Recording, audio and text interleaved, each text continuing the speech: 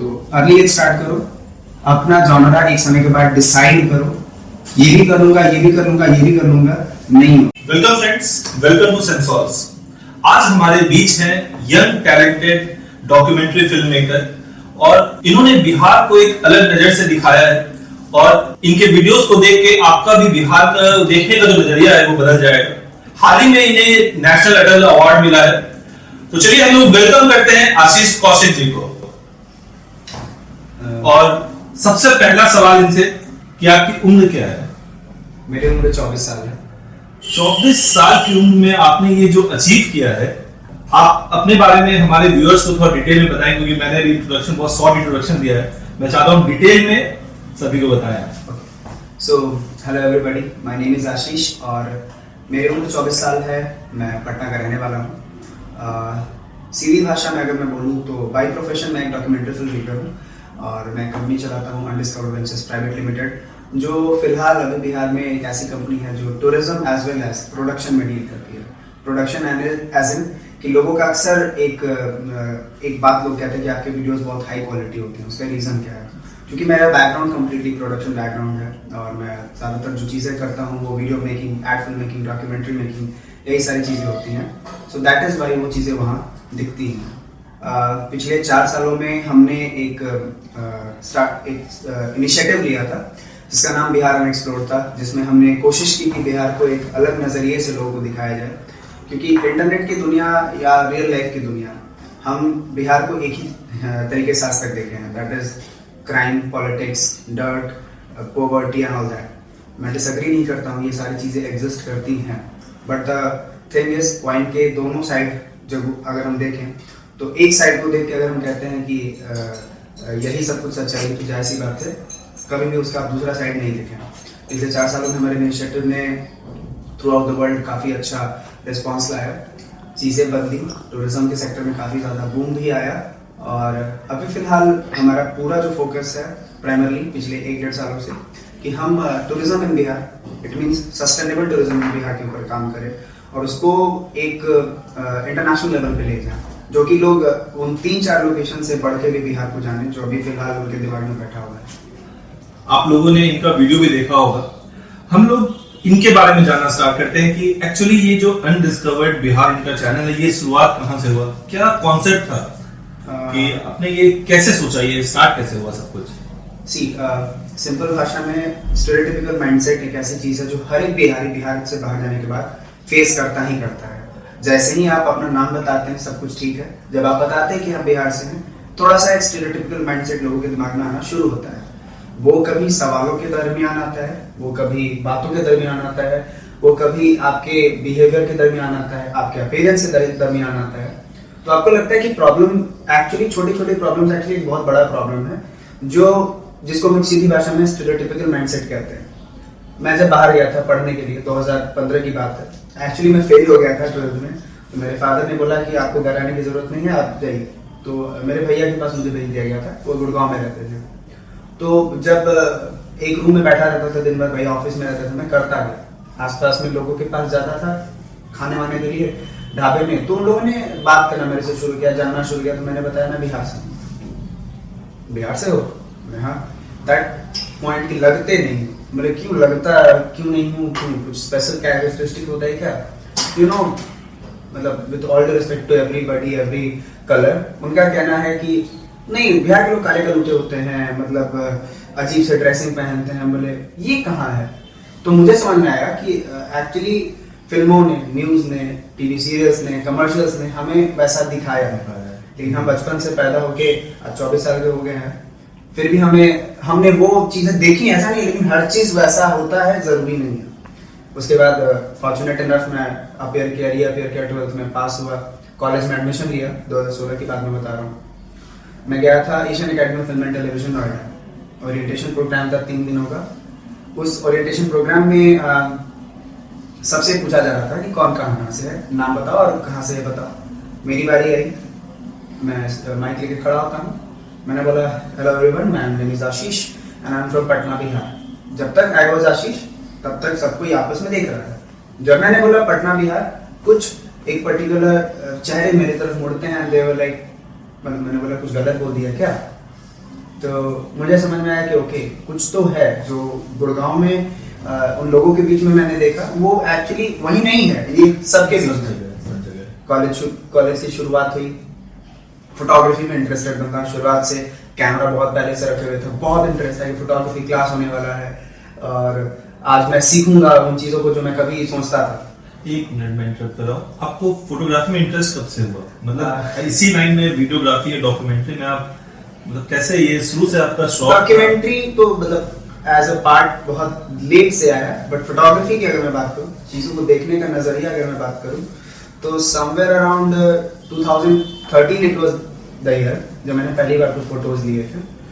दीघा एक starting point होता है हर एक फोटोग्राफी का बिहार में, पटना में। तो मैं दीघा में गंगा किनारे बैठे हुए था, एक फोटो मैंने मोबाइल से लिया, मेरे पास एक छोटा सा फोन था पापा का गैलेक्सी फिट उस समय, और मैं वो लेके कुछ फोटोज लिया, बोले यार बड़ा अच्छा लग रहा है, ये मैं करना चाहता हूँ। तो मेरा फ्रेंड था ऋषि, हम फिर कुशाग मेरे लाइफ में आया, मतलब उसके पहले मुझे नहीं जानता था, स्कूल में मेरे से 12th में, वो 11th में मिला। तो हम सब ऑलमोस्ट एक ही चीज़ में बहुत ज़्यादा इंडल्ज हुए हैं और आज तीनों अपने जगह, मतलब तीनों फोटोग्राफी में ही अपना करियर बना रखे हैं। कुशाग बैंगलोर में, ऋषि भी बैंगलोर में, हम पटना में हैं, और वो फैशन फोटोग्राफी में है, कुशाग fashion as well as different commercials में है। सारे जगह हम लोग तीनों, जब हमने शुरुआत की थी एज अ हॉबी, आज तीनों एक जगह पे पहुंचे हुए हैं जो फोटोग्राफी में काम कर रहे हैं। कैमरा जब आया 2015 में, मैं फादर के पोस्ट ऑफिस में काम कर रहा था 3 महीने, क्योंकि उनके जो स्टाफ थे उनका एक्सीडेंट के दौरान मतलब वो हॉस्पिटलाइज थे। तो मेरे फादर को गवर्नमेंट की आदत क्या है, आपको इतनी जल्दी चीज़ें दे दे, आपको हैंड दे दे तो आपका काम आसान हो जाए, बट हुआ नहीं, पापा को मिला नहीं। और 12th के एग्जाम और रिजल्ट के बीच का जो गैप होता है, तो उसमें मैं फ्री था, पापा बोले क्या करोगे, आके थोड़ा काम कर दो, मेरा हेल्प भी हो जाएगा। He never paid for that, he said कि यू विल गेट, कि एक तुम्हें जब लास्ट में करोगे ना तो तुम्हें दे दूंगा तुम्हारा एक अमाउंट, एक्स अमाउंट जो भी होगा। 3 महीने जब काम किया, पार्ट टाइम फुल टाइम नहीं, पार्ट टाइम ही कहूँगा। पापा ने बोला क्या चाहिए, मैंने बोला पापा कैमरा दिला दो। बोलते कितने का आएगा, ऐसे समवेयर अराउंड 50 का आएगा। तो ठीक है, कुछ दिन बाद पापा ने कैमरा दिलाया, तो मैंने सैलरी ना लेके, वो मेरा समझिए कि मेरा पहला इनकम मेरा कैमरा था। और जब होता है ना कि आपकी मेहनत की कमाई की कोई चीज़ मिलती है तो आप उस पर और लगे जाते हो। मैं लग गया, फेल हो गया 12th में, उसी समय रिजल्ट आया, भगा दिया गया घर से।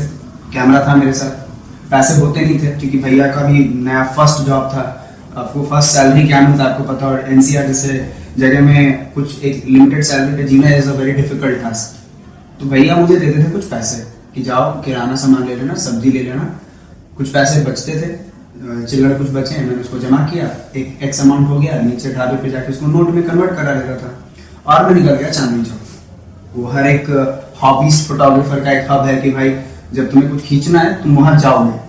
मैं गया, एक्सप्लोर करना शुरू किया। अर्ली मॉर्निंग जाता था क्योंकि मेट्रो में भीड़ नहीं होती थी, गलियों में भीड़ नहीं होता था, एक खाना बना के अपना ले जाता था सैटरडे संडे, जब भी मतलब वीकडेज पे जाता था ज्यादातर, क्योंकि उस समय वीकेंड्स में तो ज्यादातर लोग वहां जाते ही नहीं।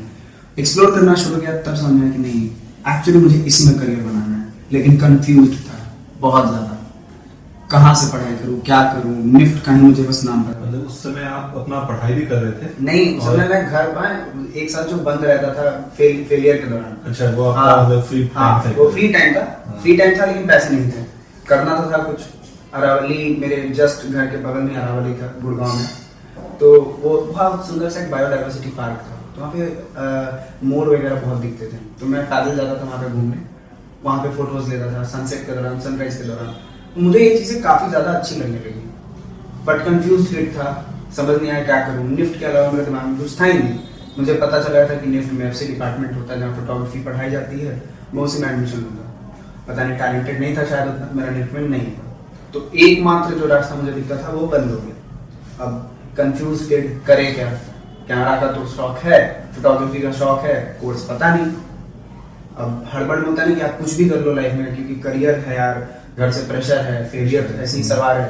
होटल मैनेजमेंट का फॉर्म भर दिया, बट मन नहीं माना, गया, मेरा ओबेरॉय में सिलेक्शन हुआ था, इंटरव्यू के लिए बुलाया गया था आगरा। घर पे बोल दिया मैं जा रहा हूँ। आगरा गया, फ्राइडे का दिन था, और ताजमहल को दूर से देखा, मुझे इसका फोटो लेना है। तो मैं गया, ओबेरॉय का ये इंटरव्यू छोड़ दिया, ताजमहल गया, पता चला ताजमहल फ्राइडे को बंद रहता है, क्या करूँ। तो मुझे घर से उस समय लगता है भैया ने 800 रुपये लमसम दिए थे कि बस का किराया खाना पीना जो भी है तुम्हारा वो इसी में है, आना देख लेना अपना। तो बस का किराया आई गेस 250 रुपये थे उस समय, यानी कि 450 रुपये को खाना पीना जो भी है। 50 रुपये में मैंने वो हायर की उस समय, यमुना में गया, पीछे से कुछ फोटोज लिया, प्राइम लेंस था उस समय 50 mm, तो वैसा कुछ आया भी नहीं, बट एक सेटिस्फैक्शन फील हुआ कि नहीं, अच्छा लगा मुझे। IHM का भी एग्जाम था, नहीं दिया मैंने, वहां पे भी जाके सेंटर के बाहर बैठ के मूंगफली खा के वापस चला गया, बोला बहुत अच्छा एग्जाम है, घर पे बोल दिया। फिर बोला करूँ क्या, कि मुझे तो करना इसी में है। तो यू नो SEO का जमाना है, टॉप पे जो कॉलेज आता है हम सोचते हैं वाह ये टॉप पे है, यही होगा। वहाँ पे दिख गया Asian academy of Film and television, subject दिख गया मैथ कम्युनिकेशन, बोले चलो यार इसी में ट्राई मार लेता हूँ। एडमिशन के लिए गया, हो गया। और एक होता है ना कि फेलियर जिसके सिर पे सवार है उसको अगर कुछ भी मिलता है तो वो लगता है कि नहीं मिल गया। तो मुझे मिला, मैंने एडमिशन लिया और लग गया, एकदम तरीके से लग गया। फिर पता चला अरे यार मैथ्स कम्युनिकेशन में तो ज़्यादा फोटोग्राफी पढ़ाया ही नहीं जाता है, मेरे से गलती हुई, मुझे ऐसा लगा। लेकिन आई एम वेरी फॉर्चुनेट, कोई लोग कॉलेज को गाली देता है, लेकिन मैंने अपने कॉलेज को इस मामले में इस वजह से बोला कि अच्छा है, मुझे हाथ साफ करने का मौका मिला। इवेंट्स मेरे कॉलेज में हर साल 4-5 होते थे, मैं हर इवेंट में फोटो खींचता था अपने। तो आपने 3 साल ग्रेजुएशन में कंप्लीट किया, अपने ही लिए किया वो सब कुछ, कि मतलब हाथ साफ किया कैमरा पे, इवेंट्स में वीडियोस बनाया, फोटोज बनाया, जो अच्छा लगता था सबमिट किया, जो अच्छा नहीं लगा अपने तक रख लिया। तो मेरे लिए वो सेल्फ मोटिवेशन था। लेकिन उस बीच में एक इंसिडेंट हुआ था, फोटोग्राफी का फर्स्ट क्लास जो मैं बता रहा हूँ आपको। टीचर से एक स्टूडेंट पूछता है, मैम वो रील वाले कैमरास जो होते थे जिसमें हम लोग बचपन में रील लगाते थे उसको क्या कहते? Instead of giving the answer, उनका आंसर ये था क्या बकवास सवाल पूछ रहे हो, होता होगा कहीं पुराना जमाने का कैमरा बिहार में यूज होता होगा, बिहारी लड़का फोटोग्राफी में इंटरेस्टेड, कैमरा DSLR रखे हुए, ये सब सुनता है तो बुरा लगा। मैंने सवाल उठा दिया, ये गलत बात है। From that time only I felt कि कुछ तो प्रॉब्लम है। अगर मैं कैमरा चलाता हूँ, मैं चीज़ें बनाता हूँ, मैं वही चीज़ें करता हूँ जो almost with all due respect to everyone सब करते हैं, तो फिर मेरे में डिफरेंट क्या, मैंने अपने बिहार के लिए क्या किया।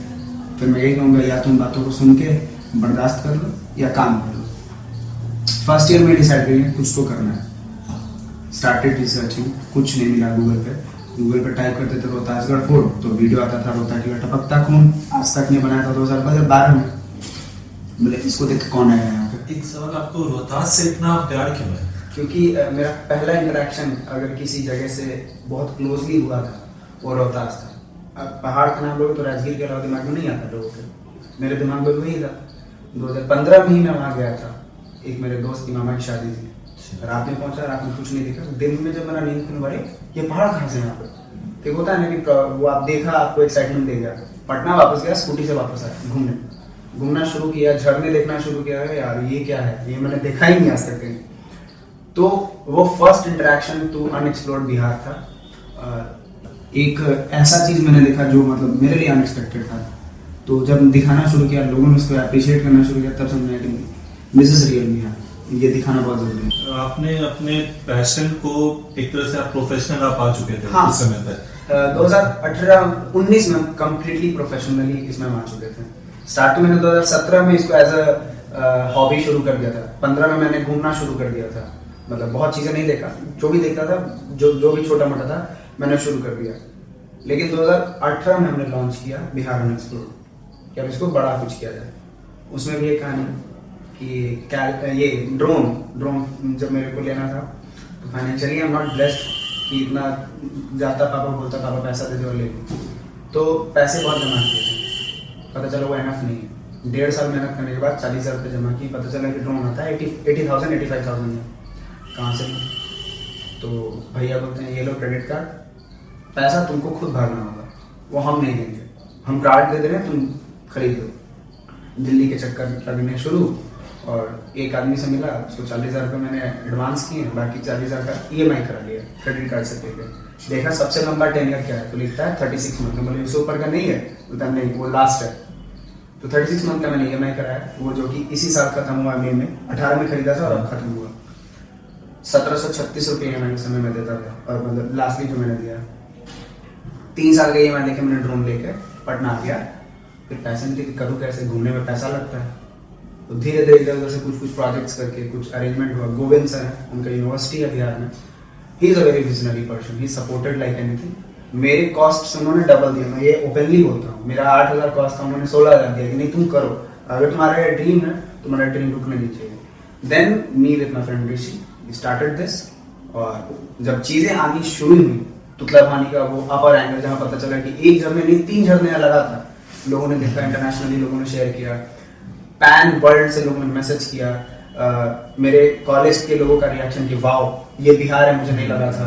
नॉट ओनली दैट, स्टोरीज आना शुरू हुई। एक पाकिस्तान के लड़के ने मैसेज किया जो यूएस टेक्सास में रहता था कि thanks for showing video and photo of my motherland, when I showed it to my grandmother she fell into tears. मैंने बोला कैसे?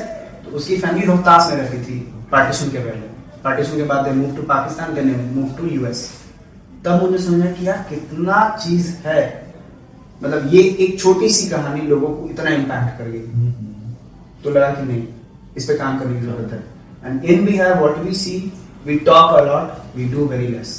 हमारे यहाँ आपको भी पता है, बोलने में कोई डाउट नहीं है कि हमारे यहाँ नेता बात करते हैं, अगर उस बात पे वो काम कर दें तो आज बिहार कहीं पीछे नहीं रहता। हम इतिहास में जीते हैं लेकिन अपने इतिहास से कितना रेस्पेक्ट करते हैं। हाँ, पर फिर अभी के टाइम में है बहुत से लोग हैं जो बिहार आ रहे हैं। आज हम ही लोग हैं, हमारी कंपनी पिछले 12 साल से यहाँ पटना में हम लोग काम कर रहे हैं। अपॉर्चुनिटी हमारे पास भी था कि हम लोग दिल्ली में सेटल हो। ऐसे इंसिडेंट्स हैं, हम लोग बिहारी को लेके हर जगह कमेंट होता है, और आज से 10 साल 12 साल पहले तो और ज्यादा ही होता था। बैक टू यू, आपसे ये पूछना चाहता हूँ कि आपने अपने पैशन को प्रोफेशन में जो कन्वर्ट किया, आपकी पहली कमाई कब हुई थी? आपने इस चीज से पहला जो अर्निंग आपके पास आया वो कैसे आया? इसके बारे में कुछ शेयर करें आप। ऐसे बहुत सारे कमाई उससे छोटी छोटी होनी शुरू हुई थी, लेकिन जो एक होता है ना वैल्यूएबल कमाई, जिसके लिए हम कर रहे थे काम, पर्यटन, तो एक होता है, एक कॉल आता है बिहार टूरिज्म से, कॉल आता है, बोला जाता है कि आप ऑफिस आइए। ऑफिस गए, ऑफिस जाने के बाद बोला जाता है कि हम आपसे कुछ काम कराना चाहते हैं, बहुत अच्छा काम कर रहे हैं। तो मैंने पूछा भी नहीं कि कितना पेमेंट है, मैंने बोला क्या काम करना है, क्योंकि मुझे लगा कि ये चीज अगर मेरा जिस प्रमोशन को मैं चाहता हूँ कि दुनिया तक पहुंचाऊं, वो वहां आगे से आ रहा है।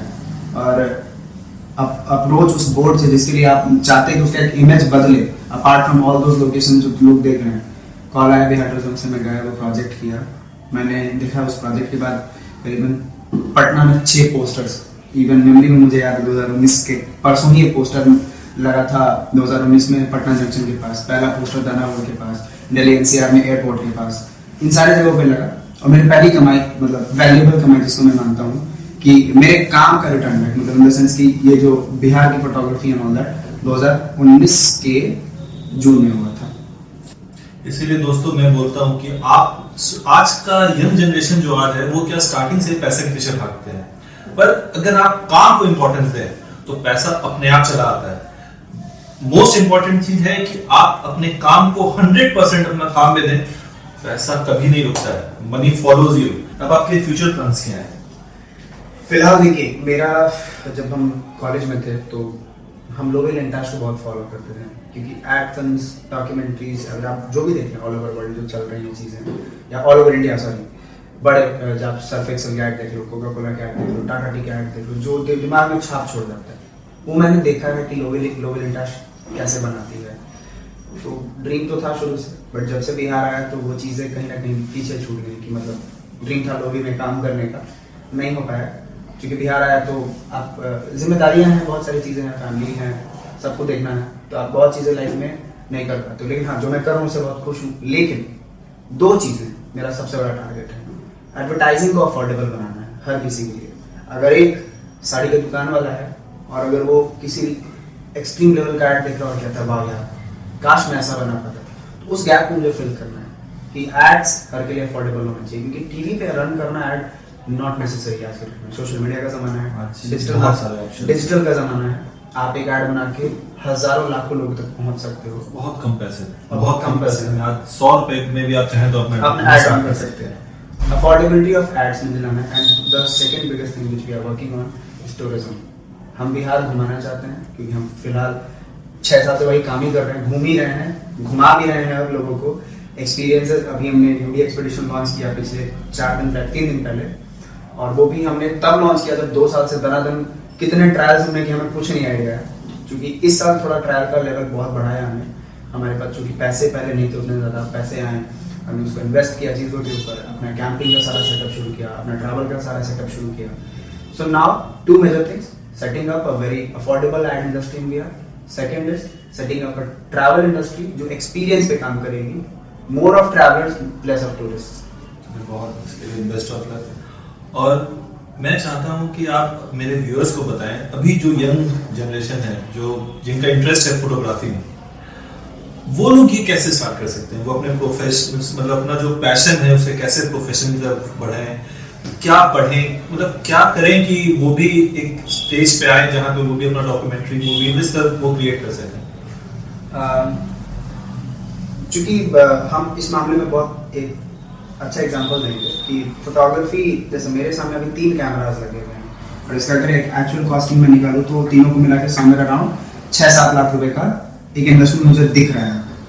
लोग के दिमाग में यही आता है कि फोटोग्राफी एक बहुत महंगा चीज़ है, मतलब कैमरे बहुत महंगे होने चाहिए, लेंसेज बहुत महंगे होने चाहिए.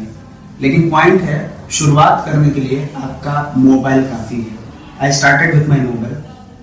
प्रोफेशनल नहीं हो सकता उससे काम, मैं इसलिए भी पॉइंट बोलूंगा, जब आप प्रोफेशनल सेक्टर में आएंगे मोबाइल आपका काम नहीं कर सकता. लेकिन यू कैन स्टार्ट ना, यू कैन इम्प्रोवाइज. कॉम्पोजिशन बनाने के लिए आपको कैमरा का 2 मेगापिक्सल भी एनफ है. कि आई स्टार्टेड विद 3.2 मेगापिक्सल. ठीक है, तो मुझे लगता है कि पहले एक अर्ली एज में दिमाग में सेट कर लो कि मुझे ये करना है. रिजल्टेंट तुम्हें, जैसे क्या होता है कॉलेज में जाने के बाद सोचता है कि पढ़ाई करेंगे, तीसरे साल में प्लेसमेंट आएगी, मैं जॉब लूंगा, जॉब मिल फिर सेटल. लेकिन व्हाई वेट फॉर जॉब और placement? Why not let's work from day on yourself, polish yourself, throw yourself into anything जो तुम्हें पसंद है. थर्ड ईयर तुम्हें जॉब की जरूरत नहीं पड़ेगी, माइट भी तुम जॉब देने लगो. क्योंकि मेरे साथ ऐसे कई सारे लोग हैं, तो 4th ईयर में हम भी आए, जब कॉलेज खत्म हो गया हम भी लोगों को पैसा दे रहे हैं, मेरे साथ लोग काम कर रहे हैं. तो अगर आप अर्ली काम शुरू करते हैं फोटोग्राफी में स्पेशली, आपको डाइवर्सिफाइड फील्ड में बहुत चीज़ें ट्राई करनी पड़ेंगी, एक अलग कुछ करना पड़ेगा. क्योंकि अगर आज मुझे जान रहे हैं लोग तो कुछ अलग किया है इस वजह से. क्योंकि कैमरा सबके पास होता है, स्किल्स आपका मैटर करता है कि आप उसे अलग क्या दिखा रहे हो. क्योंकि इंटरनेट का ज़माना है, स्क्रॉल करते थे लोग 2 मिनट में, नज़र उसी पे टिकती है जो लीक से हटके है, कुछ नया है. अर्ली एज में शुरू करोगे चीज़ें बहुत आसान होंगी. पैसा सही जगह लगाना शुरू करो. मेरे पास भी ऑप्शन था, मैं पार्टी कर सकता था, मैं बेफिजूल की चीज़ों पे स्पेंड कर सकता था. लेकिन मैंने समय अपने आप पे कंट्रोल किया क्योंकि मुझे समझ में आया कि मेरा पैशन शायद कभी ना कभी मुझे पे करेगा. मुझे समझ में आया कि मेरे पास कोई और ऑप्शन नहीं है, कि I am not blessed with, वो कहते हैं सिल्वर स्पून, कि आप अगर कुछ नहीं कर पाए तो पीछे लोग संभाल लेंगे.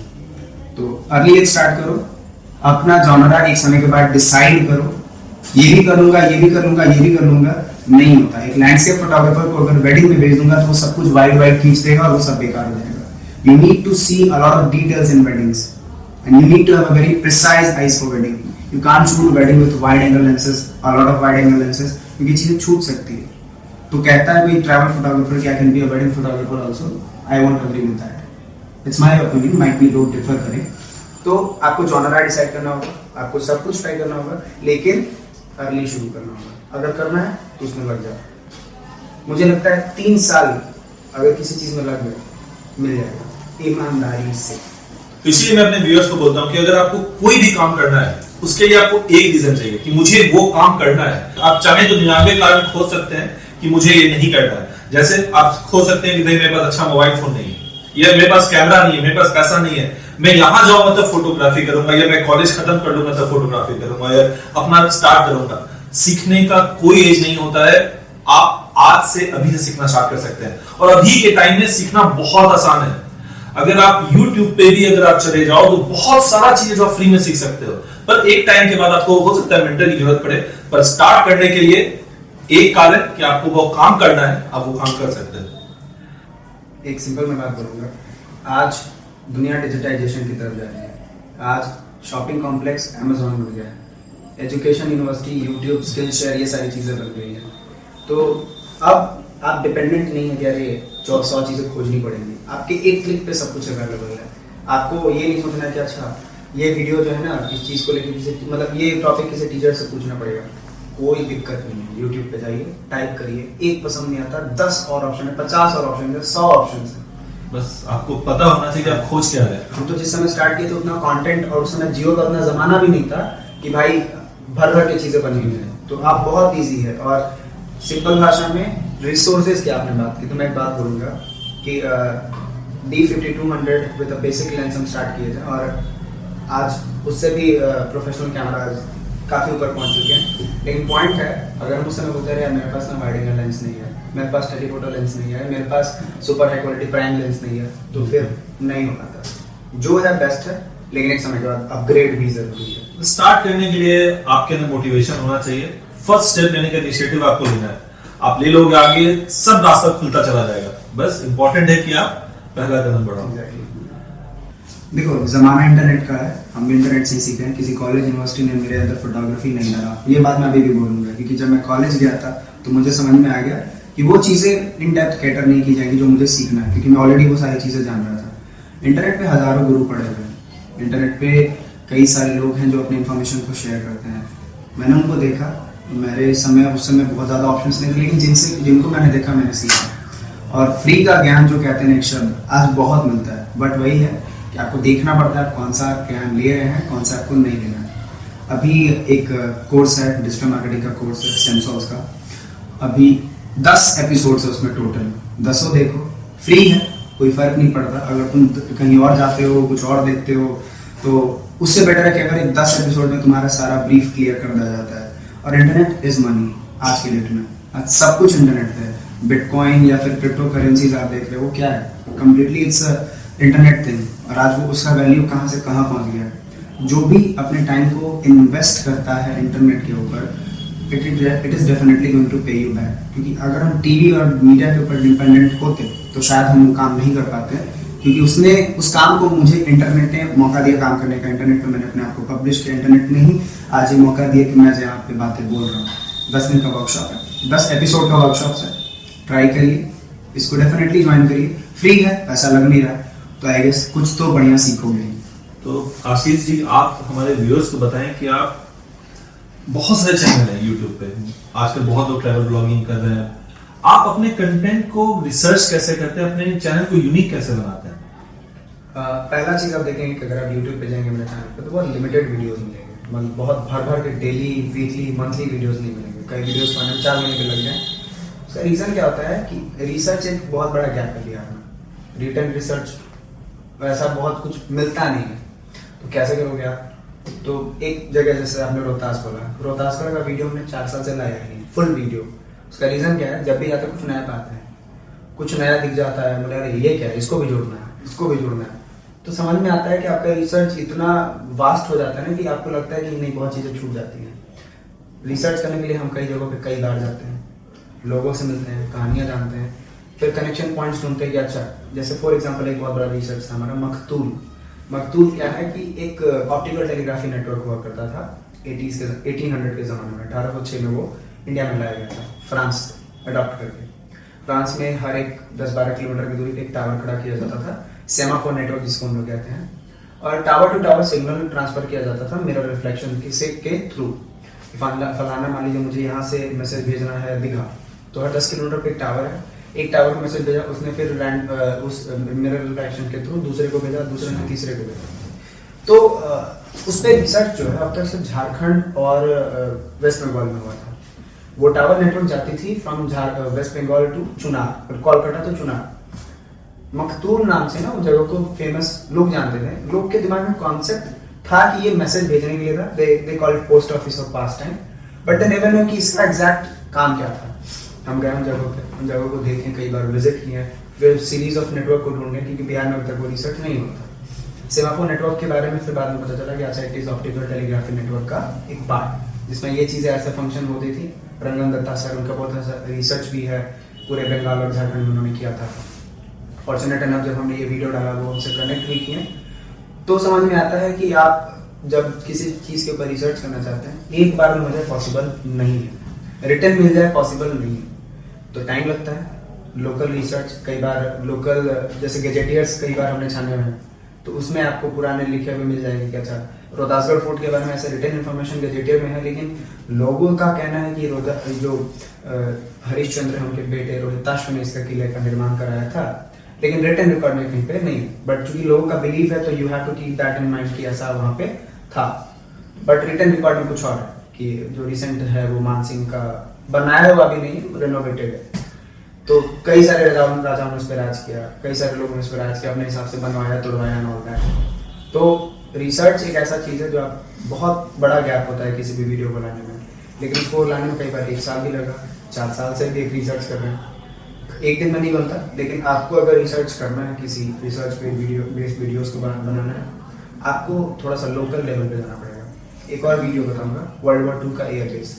बचपन में कहीं न्यूज़पेपर पढ़ने की आदत मेरे बचपन से रही है, तो बहुत छोटा था, पता नहीं अखबार कौन सी थी मुझे नहीं याद, मैं बहुत छोटा था, मतलब मेरे मम्मी पापा बोलते उनको याद कैसे है, तो मुझे भी नहीं पता। न्यूज़पेपर के किसी आर्टिकल में मैंने पढ़ा था, विश्व युद्ध के दौरान हुआ था यहाँ से विमानों का संचालन, और विक्रम मेरे दिमाग में था कि विक्रम मैंने पढ़ा है। मैंने कॉल घुमाना शुरू किया मेरे रिश्तेदारों को, विक्रम में जो रहता है, मैंने ऐसा कुछ नहीं था। बोले यार ऐसे कैसे हो सकता है, हम कहीं तो पढ़े थे। तो मेमोरी में कुछ नाम दिमाग में घूम रहा था, स्क्वाड्रन 669 टाइप की पता चलता है स्क्वाड्रन 669 वाज अ प्लेन जो विक्रम एयरबेस ब्रिटिश इंडिया में यूज हुआ करता था। बोले वो ये मेरे बात को प्रूव कर दिया। फिर मैं गया वहाँ पे, 2 प्रोफेसर मिल गए, बोले हाँ था, हम जब छोटे थे गए भी थे, अंग्रेज लोग हमको कॉकपिट में ले भी गया था, घुमाया भी था।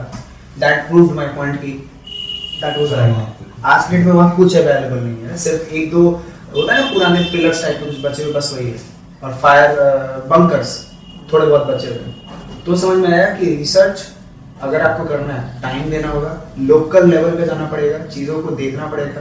कई बातें आपको मिलेंगी कि बनावटी बातें भी मिलेंगी, लोग अपने हिसाब से बनाते हैं, लेकिन आपको उसमें कहीं ना कहीं एक लॉजिक ढूंढना पड़ेगा। क्योंकि अगर वो बात जैसे हम इसको कहते हैं चाइनीज विस्पर, मैंने आपको बोला कि उस पेड़ में 50 आम है, तो आपने उसको अगले को बोला कि उस पेड़ में 50 आम है जिसमें 2 आम सड़ा हुआ है, तो जाते जाते चीजें अलग बन जाती है, लेकिन उसमें कुछ एक वैलिड पॉइंट होता है। You have to crack that, and to crack that you have to give a lot of time देना होगा। साथ में पैरेलली बहुत सारे प्रोजेक्ट्स भी आपके रन कर रहे हैं। हाँ, मतलब रिसर्च आप कर रहे हैं। हाँ, मेनली मेरा है कि अगर मुझे कोई टॉपिक दे दिया जाए, मुझे अच्छा लग गया, मैं घुस जाऊंगा उसमें। जैसे सिमुलतला मैंने अभी रिसेंटली किया, फिर सिमुलतला का रिसर्च बहुत पहले से था, जाने का नहीं होता, अगर मैं जाऊँ तो सॉलिड रिसर्च लेके जाऊँ, और ऐसा रिसर्च ले गया कि मतलब आज लोग देख के करें क्या यार। सिमुलतला वाले वीडियो के बाद कई बार 12-14 I guess different organization of media जाके वहाँ पे रिपोर्टिंग की उस चीज़ को लेकर, सेम इन्फॉर्मेशन पे। तो यही चीज़ है, इन्फॉर्मेशन टाइम लगता है, लेकिन जब निकलता है तो वर्थ इट होता है। तो दोस्तों, मुझे उम्मीद है आप लोगों को भी इंस्पिरेशन मिला होगा कि आप किसी काम को करना चाहें तो उसमें टाइम दें, प्रॉपर रिसर्च करें, और एक बात तो फाइनल है कि आपको वो काम करना है, डिसाइड करना है तो आप वो काम जरूर कर लेंगे। थैंक यू आशीष, आपने अपना वैल्यूएबल टाइम दिया, हमारे व्यूअर्स को इंस्पायर किया, और मुझे उम्मीद है कि हमारे व्यूअर्स इस वीडियो से बहुत इंस्पिरेशन लेंगे कि कैसे आशीष ने अपने पैशन को फॉलो करते हुए उसे प्रोफेशन में कन्वर्ट किया। मुझे उम्मीद है कि आप लोगों को ये वीडियो पसंद आया होगा। अगर आपको इस वीडियो में कुछ भी सीखने को मिला है तो हमारे चैनल को सब्सक्राइब करें, वीडियो को शेयर करें, और लाइक और कमेंट जरूर दें। तो चलिए, मैं मिलता हूं नेक्स्ट इंस्पिरेशन स्टोरी के साथ। Thank you, bye.